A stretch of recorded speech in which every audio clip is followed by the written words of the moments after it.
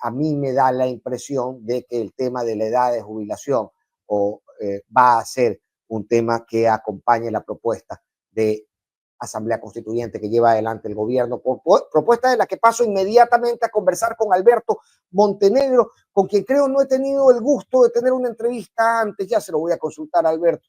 A veces a mí la memoria también me juega en contra. Pero lo voy a poner en pantalla de inmediato para saludarlo, agradecerle, por supuesto, su presencia en la contra y darte la bienvenida, estimado Alberto. Hola, Fernando. Buenas tardes. Mucho gusto conocerte. Es la primera vez que tengo el gusto de ser entrevistado por ti. Un honor, realmente. El placer es entero mío, Alberto, aunque llevo leyéndote mucho en redes sociales y realmente siempre muy complacido por tu claridad en estos temas. Así que esta sea la primera de muchas invitaciones y de muchas charlas, estimado Alberto. Empezar por lo primero, ¿no? El estatus tanto político como jurídico del país, la robustez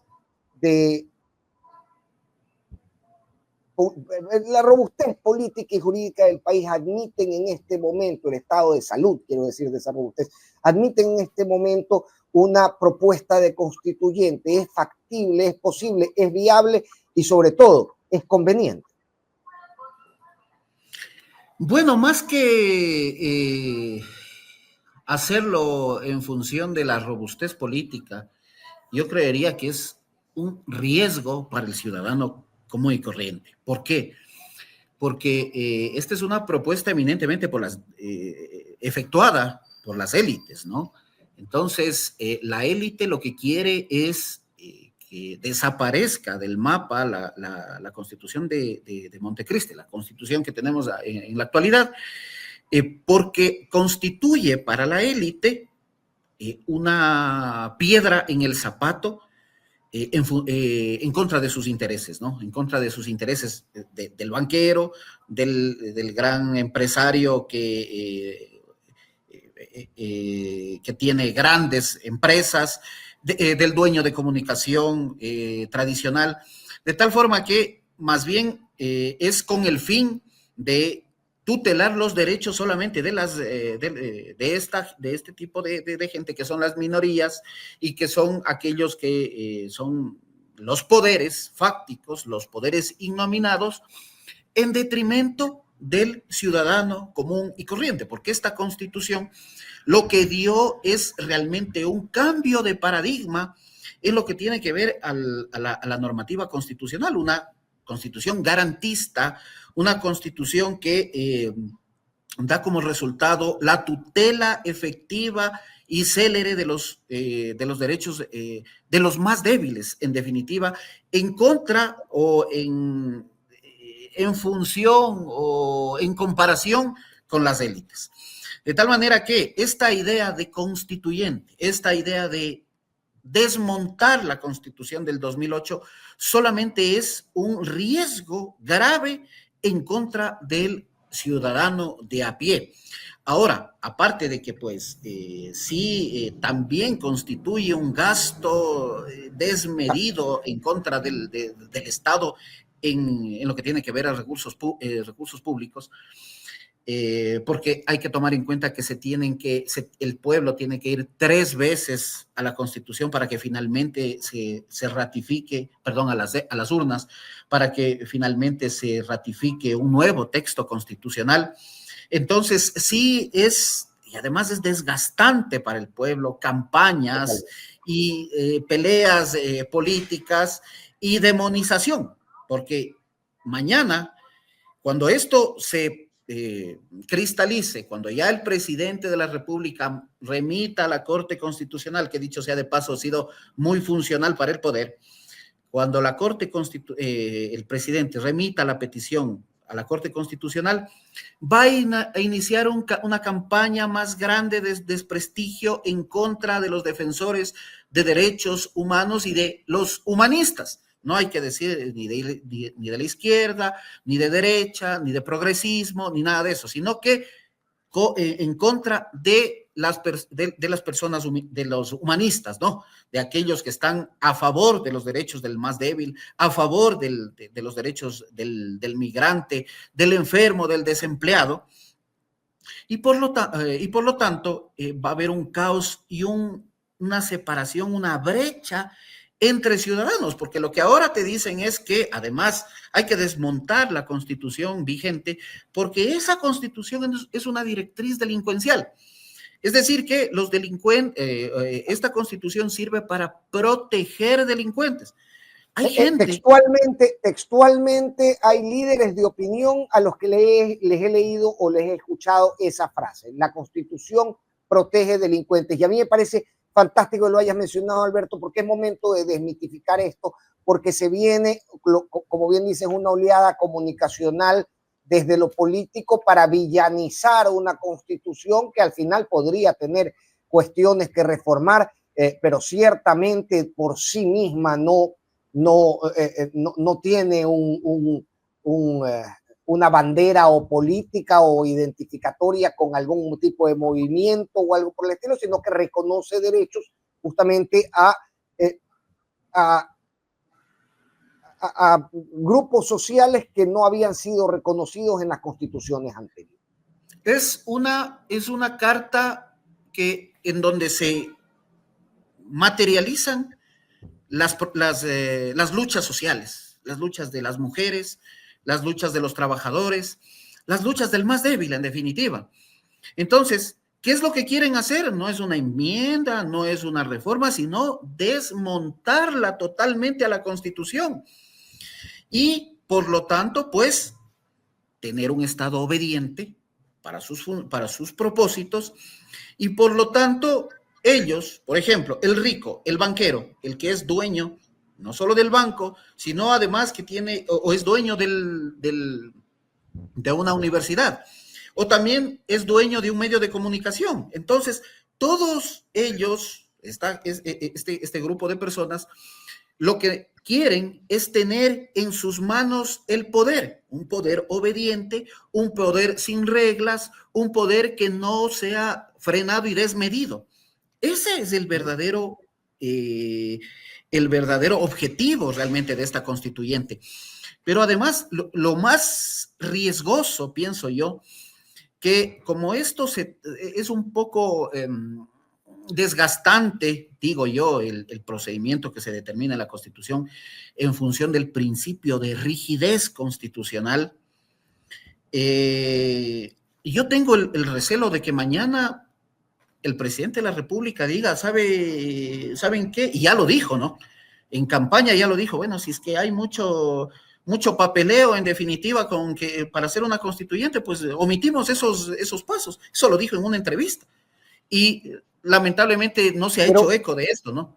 Quiero parar ahí, porque ayer lo conversábamos con Ramiro Ávila, justamente esto que me acabas de decir, y nos planteábamos la duda entre esta relación, ¿no?, del poder constituido intentando darle forma, darle límites, fronteras al poder constituyente. Nos planteábamos incluso ya en un escenario, digamos, imaginario, que podría llegar la Asamblea Constituyente a asumir plenos poderes y en el mandato 1 decir, ok, lo que se produzca en esta sala entra en vigencia en 30 días después de terminado el tiempo de funcionamiento de la Asamblea Constituyente, indistintamente de cualquier elección o cualquier participación popular. Y eso a mí me marca una discusión importantísima. ¿Qué tanto puede el poder constituido, considerado en Montecristi, incluso con este botón de eyección, le decía yo a Ramiro ayer, ¿no?, que es el artículo 444, tratar de diseñar los parámetros en los que podría convocarse a una asamblea constituyente y a su funcionamiento? Sí, lo que pasa es que todo es posible que se haga de forma arbitraria con el presidente que tenemos, perdón que sea tan directo. Lo que pasa es de que el señor ya lo ha demostrado y ha dicho, bueno, me meto a una embajada, no importa que sea prohibido, digamos, pero me meto a una embajada. Hago campaña electoral sin acogerme a la licencia, no importa que me prohíba la ley, pero igual lo hago. Y todo esto va a ser con la conciencia social y metiendo en el imaginario de la gente que hay un enemigo, ¿no? Y el enemigo es la Constitución actual porque protege delincuentes. Y si tú, Fernando, proteges o estás a favor de esta Constitución, automáticamente te conviertes en delincuente y automáticamente te conviertes en defensor también de delincuentes. Y si es que no te gusta cambiar la Constitución, entonces ándate a Venezuela. Esa es la idea generalizada que va a existir. Entonces, todo es válido con tal de desmontar esta Constitución que para que en función de sus intereses, ¿no? Entonces, esto se viene grave la polarización que va a haber en el país, porque al final del día, la gente que objeta la arbitrariedad del poder, finalmente va a ser demonizada, va a ser, por último, te van a excluir y te van a decir que eres simplemente un delincuente. Y no es que te lo van a decir, lo están ya diciendo finalmente, y que eres además socialista y que eres comunista. Claro, el primo hermano de Maduro, y todos los días viernes te vas de farra con Daniel Ortega. Pero más allá de este tipo de escenarios que uno dice, claro, suenan ridículos para quien se toma en serio la lectura de estos asuntos en la escena pública, no deja y por eso yo marcaba al inicio de la entrevista, ¿no? El momento político es un momento donde estamos muy dados a militar al punto de la villanización del contrario, y en ese contexto es el país el que tiene que verse representado en la construcción de esta asamblea constituyente. El estatuto tiene que enviarlo también el presidente de la República, y se empieza a hablar de estos grupos de notables. Yo recuerdo que cuando crecía los grupos de notables eran clásicos en este país, y de estos grupos de notables que me hacen percibir que tal vez la intención no es tanto dejar la decisión en manos del pueblo ecuatoriano, sino también de unos cuantos ungidos por estos poderes que me de una mencionan. élite, ¿no? De las élites, o sea, o quizás se elitice a la Asamblea Constituyente, porque te van a decir, no, es que ese candidato a ser asambleísta constituyente está en defensa de los derechos humanos, y los derechos humanos es la defensa del delincuente. Por lo tanto, hay que elegir a un empresario, a un bien vestido, a uno que tenga plata, porque claro, como tiene plata, no va a robar o no quiere que roben, y va a dictar una constitución que sea en contra de los delincuentes, porque como el señor tiene mucho dinero o estudió en universidades o colegios de élite o en el exterior, finalmente es el más idóneo. ¿Qué significa eso? Significa que el constituyente o el potencial constituyente va a ser una persona, o van a ser personas que solamente respondan a los poderes innominados, se llaman. ¿Cuáles son los poderes innominados? Los que acabamos de hablar: el banquero, el millonario, las élites intelectuales también. Entonces, solamente los representantes de ellos van a estar dictando o redactando un texto constituyente. Y el representante en realidad del pueblo va a ser excluido y demonizado. Cuando haya que llamar al pueblo para que se ratifique en el texto de la Constitución, definitivamente te van a decir, sí, eso es lo que está bien para el país, porque el país, por ejemplo, necesita que haya, o está mal que se jubile a una persona a los 60, 65 años, tiene que ser a los 80 años, por último. ¿Por qué? Porque hay que darle esto para proteger el trabajo, te dicen, ¿no es cierto? Para proteger al empresario. Entonces hay que proteger al empresario porque te hacen creer que proteger al empresario implica tutelar tu derecho al trabajo, porque si no, el empresario se va del país y te quedas sin trabajo. Pero finalmente... Ese es el propósito, discúlpame la interrupción, Alberto, porque me viene a la mente que uno de los primeros mandatos de la Constituyente de 2008 fue el tema de la prohibición de la tercerización, que era una fiesta. Quienes conocíamos este escenario realmente sabíamos que era una burla a la ley permanente, ¿no? Hacer rebotar a todos los empleados cada 3 meses de tercerizadora en tercerizadora para jamás cumplir con sus derechos laborales que estaban registrados en la ley, pero a los que nadie le hacía caso. Y el tema de los tiempos de trabajo, el tema de las edades de jubilación, el tema de la tercerización de servicios, a mí me da la impresión de que va de la mano con el propósito que lleva esta petición de Asamblea Constituyente. Por supuesto, por supuesto. Ese es uno de los fines principales del desmontaje de la Constitución. Es quizá el prioritario para dejar a un lado estos derechos y estas conquistas laborales. Pero para que te des cuenta, hay una vocera del gobierno actual, que no tiene cargo público, pero es vocera del gobierno y que fue vocera con cargo de Lazo, que se llama Karen Sichel. La señora Karen Sichel en un post dice que en definitiva no hace falta hacer la constituyente, llamar a constituyente, porque se puede hacer una enmienda o reforma parcial. Y además, ella dice que se puede, a través de esta enmienda o reforma parcial, incluir o incorporar el trabajo por horas. Mira cómo es lo primerito que te lo encajan. Sin olvidar, y el arbitraje internacional, sin olvidar que el trabajo por horas y el arbitraje internacional ya fue desechado, ya se le preguntó al pueblo si quiere o no quiere que haya trabajo por horas y el pueblo dijo no. Pero no les importa lo que haya dicho el pueblo, entonces te dicen, no, mira, hay una forma para cambiar esta constitución chavista, como decía Andrea González en el debate.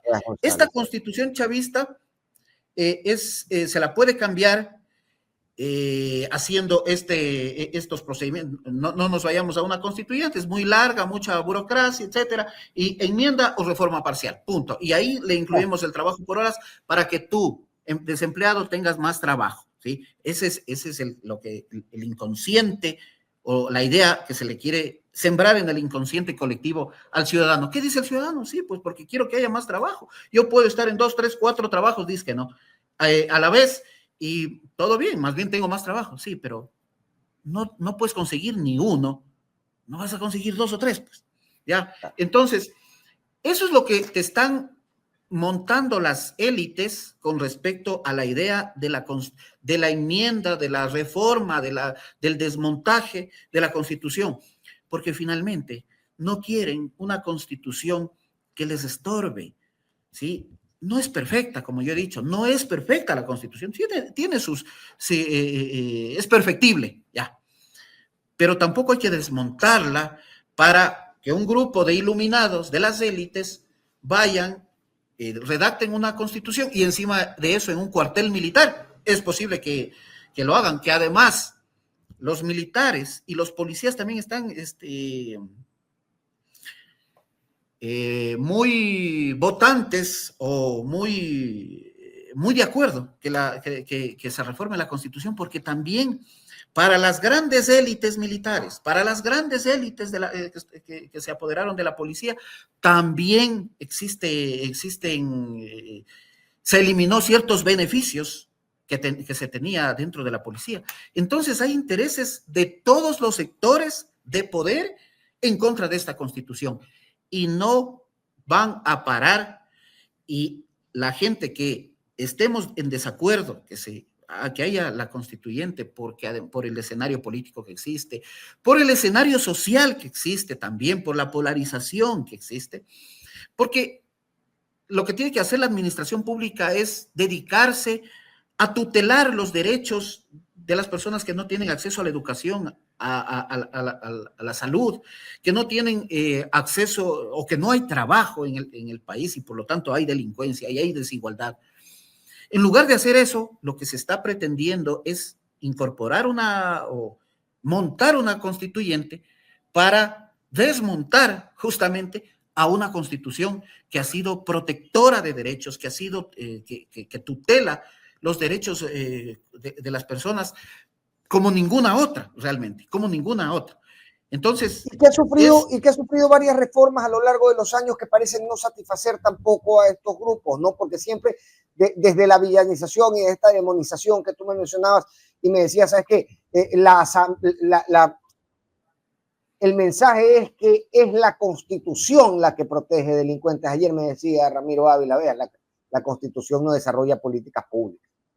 Usted quiere acabar con la delincuencia, pues desarrolle una política pública en materia de seguridad. Entonces ha llevado este discurso permanentemente, ha derivado en varias reformas, algunas de ellas positivas, algunas de ellas negativas, pero parece ser que el propósito es no dejar nada, ni la hilacha de lo que sucedió en Montecristi.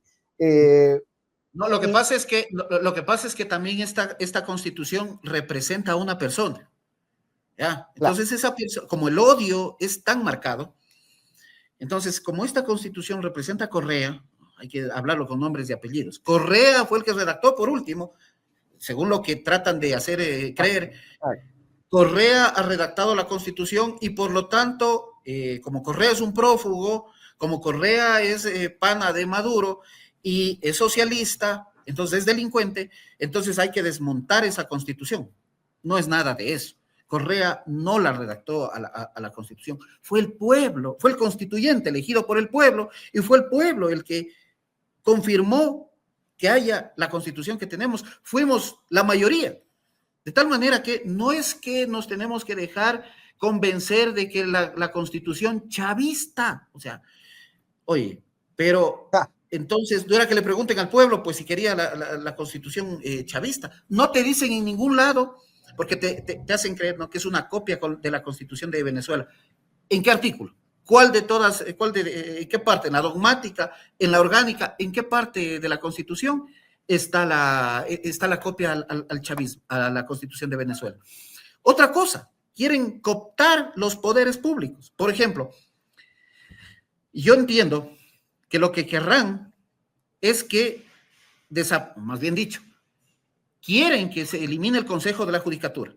¿Para qué? Para que quienes manden en la administración de justicia ya no sea el órgano administrativo, sino el órgano judicial, es decir, como era antes. Los jueces supremos, jueces de la Corte Suprema, designados por el Parlamento. Los jueces de la Corte Suprema seleccionaban a dedo a los jueces de las Cortes Superiores y lo mismo los jueces superiores con respecto a los jueces de instancia. Todos estos jueces tenían su compromiso con el poder. Recordarás tú que decían en los años 90 y en los años 80 que León Febres Cordero era el dueño del país porque era o mandaba en el Poder Judicial. Eso es lo que quieren ahora, que haya otra vez un dueño que sea dueño de las Cortes, que sean dueños de los jueces y por lo tanto desaparezca el órgano rector de la Administración de Justicia. La Fiscalía General del Estado también, que desaparezca la participación ciudadana. El Consejo de Participación Ciudadana es perfectible también. La participación ciudadana es perfectible también, pero no se puede eliminar del todo la participación ciudadana. Entonces, ¿qué sucede? Sucede que mañana van a tener los organismos de control, la Administración de Justicia, que dicho sea de paso ha sido la función del Estado más atropellada a lo largo de la historia, y van a tener a ellos el poder de que los jueces, porque en un Estado democrático todo depende de los jueces, entonces las decisiones en contra de las grandes corporaciones, en contra de los grandes poderes públicos, va a estar en manos de jueces que tengan su compromiso con el poder, con las élites, con este grupo de gente que van a ser prácticamente los jefes de los jueces. Y los jueces no van a dictar en favor, o digamos, en función de la Constitución, o de la ley, sino en función de lo que determina el poder público. Que además, ya lo están haciendo ahorita. Recientemente, una acción de protección ganó la señora Abad. Interpuso acción de protección la jueza de primer nivel, Nubia Vera. Se me va el nombre. Nubia Vera. Le concedió la acción de protección y la persiguieron a esa persona. Entiendo que está con orden de destitución o con un acto administrativo en el que se le está destituyendo del cargo. Está llevándolo todavía, no hay una resolución en cuanto a eso. Estuve el día lunes con Washington Andrade, que es el abogado pero ya en primer, digamos, en primer nivel, sí, en el órgano administrativo, ya está destituido, está apelado. Pero, en definitiva, lo que yo pienso, miren, a despecho, y lamentablemente, que lo más probable es que la destituya. Entonces, ¿qué pasa? Que no importa que cambie la Constitución, no importa que haya una constituyente. Aquí se viola todos los días a la Constitución. Aquí se viola todos los días al ordenamiento jurídico. Se te meten, Fernando, en una embajada y el presidente, muy suelto de huesos, te dice, yo mismo ordené que ingresen a la embajada. ¿Qué pasa? Hay que sacarlo a ese delincuente. Eso es lo que dijo. Entonces, mira, en nuestro país, en este momento, la Constitución solamente es una hoja de, una simple hoja de papel, como dicen por ahí los filósofos del derecho constitucional. Solamente es una hoja de papel que nadie la respeta. El presidente no la respeta. El presidente, mira, usa recursos públicos, no respeta licencias, está en desigualdad de condiciones favorables para él con respecto a sus contrincantes en campaña, y no pasa nada. Los organismos de control, el Consejo Nacional Electoral mira para otro lado, la Fiscalía General del Estado mira para otro lado, no pasa nada. La señora, la viuda de Villavicencio, la señora Zarauz, acaba de decir o dijo algo gravísimo, que a decir de ella afirmó que la fiscal general del Estado prácticamente le ha inducido a que diga lo que dijo con respecto a Correa. ¿Y qué le significó? Que Luisa González no gane en una sola vuelta en el 2023. Probablemente Luisa González hubiese ganado en primera vuelta en el 2023. Dice la señora Zarauz estas acusaciones tan graves y la Fiscalía General no dice nada, no hace absolutamente nada. Ahora, mira cómo es tan desigual. Un pobre señor, tal vez trastornado mentalmente, sale a hablar desde ni sé dónde, en la clandestinidad en playas, dice él que ha estado en playas, filmándose y que amenaza al presidente. Mueven todo el aparataje policial y judicial y fiscal para detener a un pobre señor, que seguramente no, un pobre diablo, que no ha de tener ni siquiera para comer. Pero cuando pasan estas denuncias públicas, que no hace falta mucho, además, Alberto, para darse cuenta de que el señor tiene un problema que le causa ciertos delirios, ¿no? Y al final del día, uno tiene a toda la institucionalidad del Estado derivando su poder frente a una persona que está claramente en una condición de vulnerabilidad. El Estado más bien debería acogerlo y protegerlo, ¿no? Ahora, mira, tú llamas a la policía, no viene así la policía, en un inminente riesgo, no te viene como bien, han llegado donde el señor 5, 7, 8 policías. Entonces, mira, ¿qué implica esto? Implica que hay una desigualdad, hay una utilización del Estado de propaganda para decirte, mira, ese que me dijo seguramente tiene que ver algo con el socialismo, algo con Correa. Y ya dijeron, ya hubo voces, ¿no? Que te dicen, oye, seguramente los que le están amenazando al presidente, porque también hubo una alerta, es del socialismo. Hubo un comunicado que hablaba de los malos perdedores, quieren irse. Exactamente, de los malos perdedores. Han desempolvado a gente. Mira, voy a hablar con nombres y apellidos. El señor Ramiro Rivera. El señor se la pasa, incluso cayendo en el ridículo, se la pasa desprestigiando a la Constitución actual. Garantista, directriz de delincuentes, solo sirve para proteger a los GDO, a los narcotraficantes, etcétera, etcétera, etcétera. Y es la copia de Venezuela. Se la pasan todo el día en redes sociales reproduciendo este tipo de mensajes. en plena campaña electoral, desempolvaron a otro señor que goza de mucha prestigio en las élites y que por ahí era muy criticado por el señor Bucaram, este señor Alfonso Espinosa de los Monteros. En plena campaña te dice, sí, el presidente ha violado la Constitución y viola la ley, pero yo creo que es la mejor opción para que sea presidente. Imagínate esa aberración, esas expresiones fuera de foco, fuera de lo común. Y entonces te dice, claro, don Alfonso, como es un señor de prestigio, me dice que vote y así tengo que votar porque si no, tengo que votar si no, voto por Correa y Correa es un delincuente. Eso va a pasar si es que llegamos a esto de la constituyente. Que yo pienso que hay el riesgo que no se la van a tomar tan... no van a respetar el procedimiento. No van a es muy posible que hagan lo que dijo el presidente en campaña. Mire, si es que es muy largo el procedimiento, entonces lo hacemos más corto, dijo.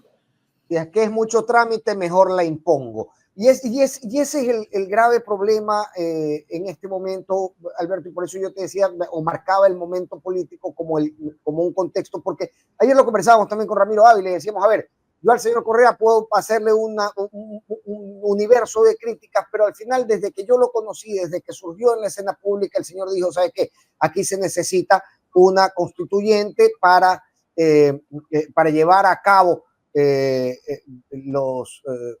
los cambios que se necesitan para reinstitucionalizar el país.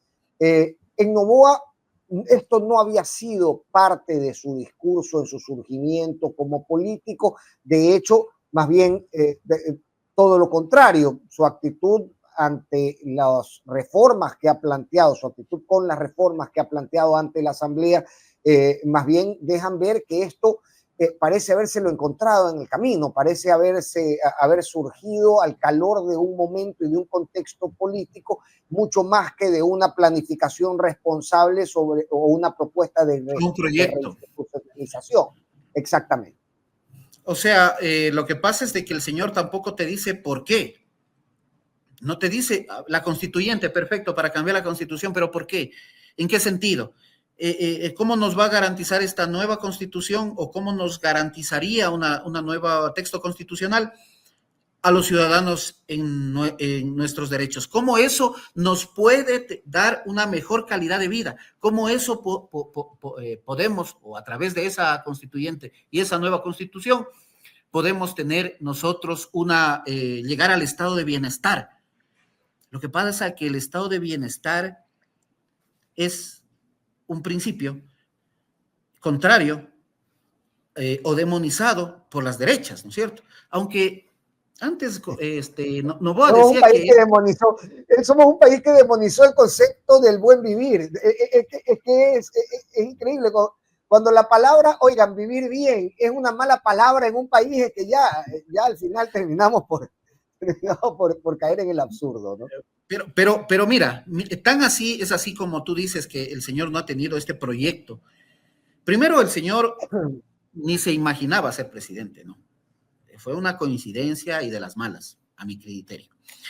Pero además, como él no tenía este proyecto de llegar, quizá después, a mediano plazo, quizá se lo planteaba. Pero tan es así que el señor decía ser, en varias entrevistas, decía ser de tendencia de izquierda. Entonces, a mí me sorprendía, ¿no? Yo soy hijo o soy heredero de la mayor fortuna del país. Eso no significa per se ser de derecha, ¿no es cierto? No quiere decir eso. Pero el señor, entonces a mí me sorprendió, pero normalmente pasa que el millonario es tendencia de derecha, etcétera, ¿no? Pero de repente dijo, yo soy una persona que estoy con los derechos, que tengo una tendencia de centroizquierda, me sorprendió. Y ahora finalmente quiere desmontar a una constitución. Su proyecto dice que es desmontar a una constitución garantista y finalmente no se sabe por qué. Yo hasta ahora no le he escuchado decir esto, y de aquí, y punto, se acabó. Como lo hizo Correa, que dicho sea de paso, el hecho de que tú defiendas o que una persona defienda los derechos no implica, o que defiende esta Constitución, no implica que sean correístas. Eso es lo que tan polarizado es que si tú votas por Noboa, o perdón, si tú no votas por Noboa, eres correísta. Y eso es lo que se nos plantea. Yo pienso que ahí está uno de los grandes éxitos de toda esta maquinaria mediática que ha obedecido a estas élites, ¿no? En plantear que quien defiende derechos o quien tiene el propósito de hacer respetar los derechos consagrados en la normativa y en la Constitución, termina por ser alguien que está a favor de mi rival político, entonces hay que condenarlo. Y desde ese contexto, ahí enmarco yo la charla hacia los peligros principales que podría contener esta constituyente. Me mencionabas el tema del arbitraje internacional, pienso yo que es un peligro real, el tema del trabajo por horas, el tema mencionábamos también el tema de la tercerización, y yo añado un tema que me gustaría conversar contigo, Alberto, que es el tema de las garantías jurisdiccionales, tan demonizadas también, tan villanizadas en los últimos años. ¿Qué efectos podría tener este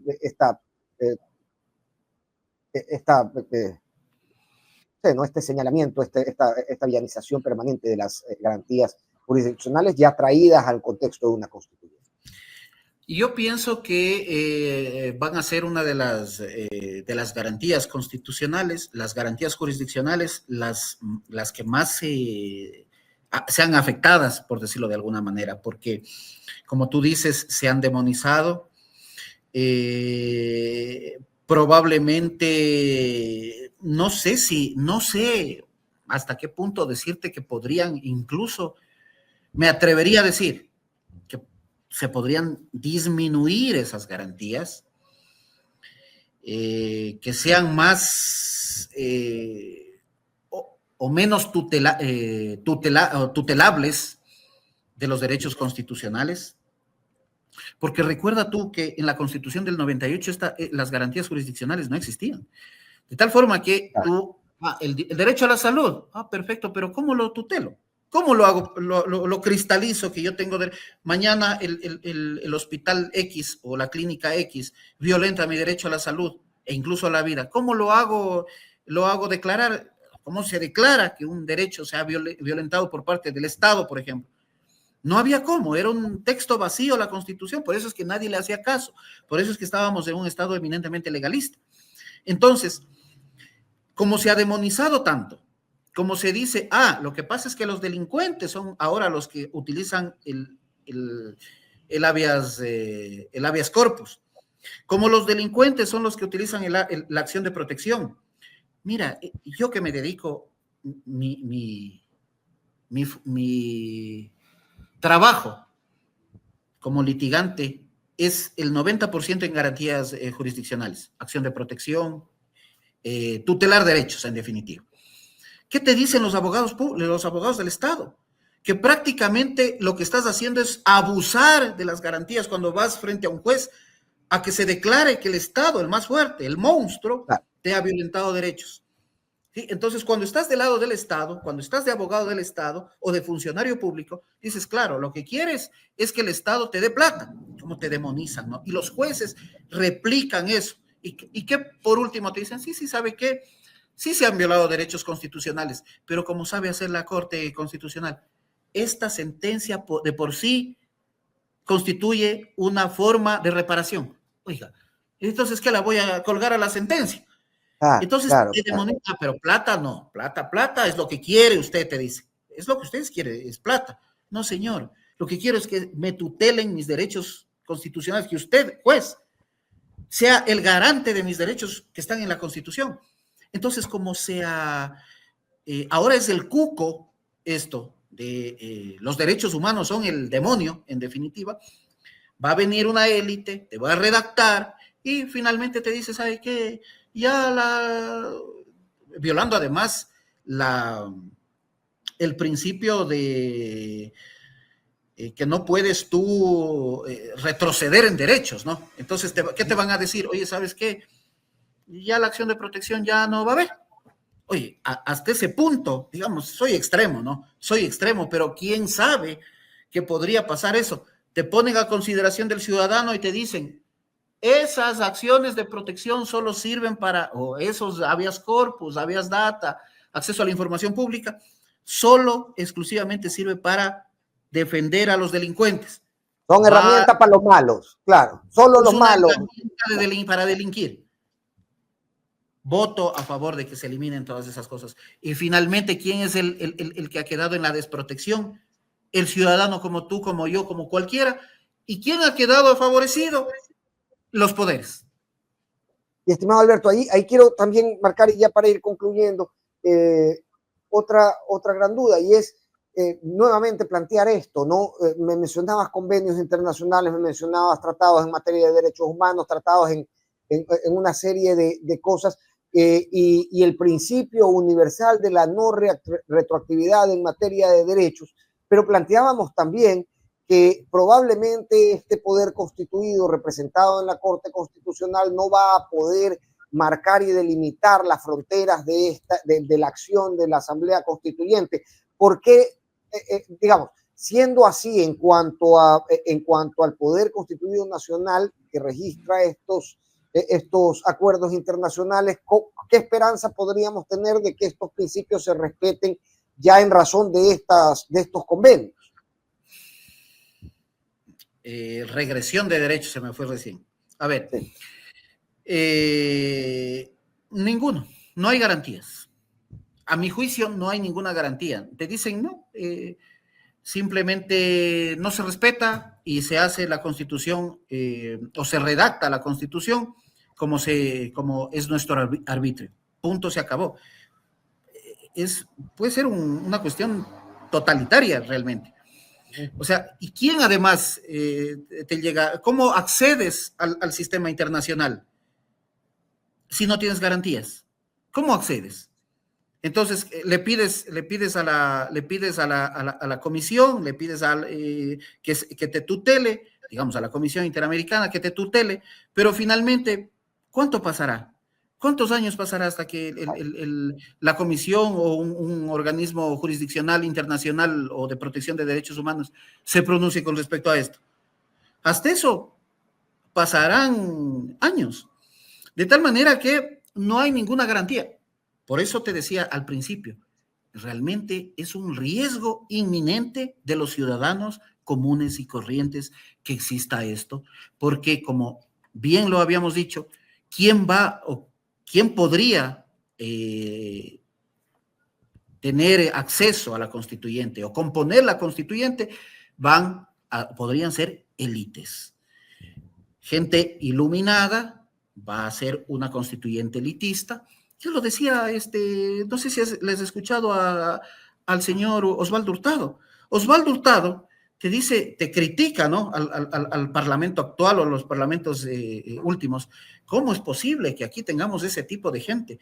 En los 80 eran juristas, eran abogados de trayectoria, o sea, solo gente que nunca han hecho una cola para sacar una cédula, pues. Entonces, ¿cómo pueden legislar esa gente? ¿Cómo puede ser la voz del pueblo, el representante del pueblo, esa gente? Lo mismo podría pasar en la constituyente y dictar una constitución en función o enmarcada a las élites, sin importar violación de organismos internacionales, de pronunciamientos de los organismos internacionales, con regresión de derechos, sin importarles nada. Es grave. Lo que pasa es de que los ciudadanos más o menos que no nos hemos convencido con estas ideas de Noboa y de las élites, yo creo que debemos estar hablando respecto de esto casi todos los días para que la gente se convenza de que probablemente esto sea para no regresar, como dicen, ¿no? De esto ya no hay regreso. Y va a ser muy difícil que si es que se impone una constitución, una carta negra, digamos, podamos volver a tener una constitución que nos garantice derechos. Mira, tenemos un país que todos los días a ti como ciudadano se te violenta, desde que sales a la calle se te violenta derechos. todos los días, sino que lo que pasa es que como lo hemos normalizado tanto, pensamos que así mismo es. El peatón es violentado por el que está en carro. Vas a una oficina pública, no te atienden, te tratan mal, te dicen venga mañana, etcétera, ¿no? Todos los días nos violentan, teniendo una constitución como la que tenemos. ¿Te imaginas tú, sin tener una constitución de esta naturaleza, lo que podría pasar? Mañana te desaparecen y será como pisar a una cucaracha, punto. Oye, pero si ya ahorita se presume que el Estado formó o participó en la desaparición de 4 personas menores de edad y no ha pasado nada, y el presidente se ha pronunciado, no importa, como matar por ahí, o como cortar una plantita por ahí. Entonces, eso es lo que nos está pasando y la gente desventajosamente no se da cuenta. Mira, en el año 99-2000 ¿Por qué? hubo tantos problemas sociales, no solo económicos, se rompió el tejido social, porque los niños que ahora tienen, los niños que nacieron en el 2000 ahora tienen 25 años, y ellos seguramente no conocieron a sus padres o a su madre o a su, porque finalmente se fueron a trabajar en el exterior. Y ahora resulta que quien gana las elecciones es prácticamente el representante de quien produjo ese sinnúmero de destrucción social al país. Entonces, ¿y sabes por qué es? Porque a la gente le han metido en la cabeza de que hay un enemigo público, un enemigo común que se llama Correa, y que Correa es el demonio, es el diablo, y que todos sus acólitos son esos defensores de derechos humanos y de esta constitución que sirve solamente para defender a Correa y a esos delincuentes. Y además que te quieren desdolarizar, que te quieren, que venga Correa, etcétera, de mentiras y de prejuicios con los que se quiere sembrar en la cabeza de la gente por parte de los poderes fácticos, ¿no? Y ahí se marca justamente el riesgo en este contexto. Estimado Alberto, yo te agradezco muchísimo el haber participado con nosotros en la contra, y pronto recibirás nuevamente nuestra invitación para seguir avanzando sobre estos análisis que a veces toman más tiempo de lo esperado, pero siempre son tremendamente nutritivos. Gracias, Fernando. Te agradezco infinitamente y bueno, hay que estar alerta de las actuaciones de la administración. Un abrazo. Y de la política, que todo está salpicadito por eso. Un fuerte abrazo. Muchas gracias por estar con nosotros. Que pases bien. Igualmente. Alberto Montenegro, doctor en Derecho Constitucional, y que nos marcaba ciertos peligros que él identifica también en esta propuesta de llevar adelante una Asamblea Nacional Constituyente.